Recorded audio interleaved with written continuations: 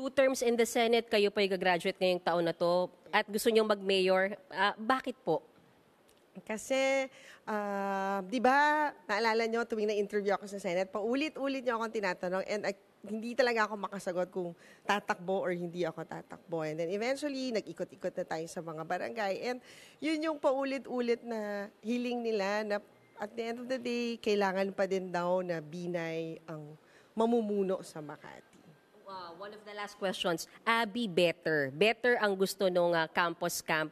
Kayo po ang ino-offer nyo ay serbisyong best, serbisyong Binay. How is it different? Kasi yung better, sabi marami naman ang nagawa talaga si Mayor Abby. Do you think kulang pa yon? Kasi sabi nyo serbisyong best yung sa inyo. Hindi kasi ang kinalakihan ko kasi na way of public service sa aking ama na dapat strive for the best all the time, di ba? So for example, di ba yung the way na umpisahan ng aking ama yung pag-alaga sa mga senior citizens na ngayon, ginagaya na rin sa buong Pilipinas. So, dapat ganon.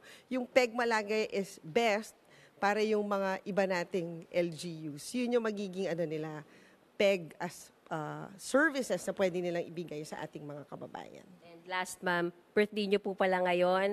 Ilang taon na po kayo? 52 years old. 52. Bawal po kayo mga panya. Siguro wish na lang, ma'am. Baka hindi mag-grant yung wish ko. Ano bang wish nyo, Or ma'am? baka wish granted na. Ay, Bilang pili